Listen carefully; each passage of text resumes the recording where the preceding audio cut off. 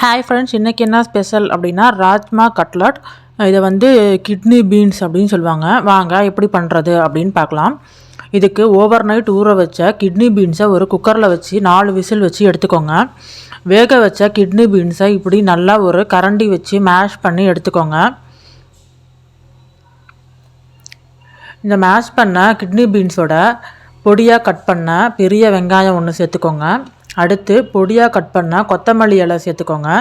அடுத்து துருவின பீட்ரூட், துருவின கேரட், அப்புறம் பொடியாக கட் பண்ண இஞ்சி பூண்டு, அப்புறம் பொடியாக கட் பண்ண பச்சை மிளகாய், இது எல்லாத்தையும் சேர்த்துக்கோங்க. அப்புறம் ஒரு 1/4 டீஸ்பூன் ஜீரக பவுடர் சேர்த்துக்கோங்க.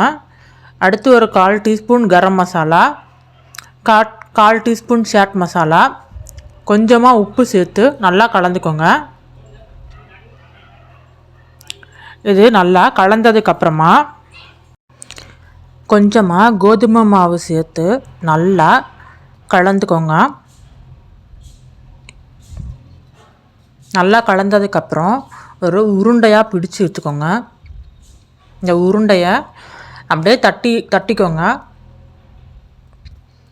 எல்லா மாவுலையும் இதே மாதிரி தட்டி எடுத்து வச்சுக்கோங்க.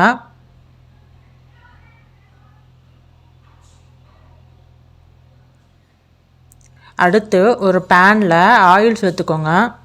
ஆயில் கொஞ்சம் சூடானதும் தட்டி எடுத்த கிட்னி பீன்ஸை ஒன்று ஒன்றா சேர்த்துருங்க.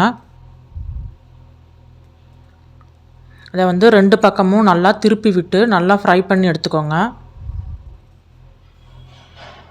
இது நல்லா ஃப்ரை ஆனதும் ஒரு பிளேட்டில் மாற்றி இது கூட டொமேட்டோ சாஸ் சேர்த்து சாப்பிட்டு பாருங்கள்.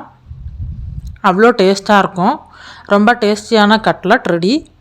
இதில் வந்து ஃபுல்லாக ப்ரோட்டீன் தான் அதிகமாக இருக்குது. நீங்களும் ட்ரை பண்ணி பாருங்கள். இதை வந்து ட்ரை பண்ணி பார்த்துட்டு எப்படி இருந்துச்சு அப்படின்னு கமெண்ட்டில் சொல்லுங்கள்.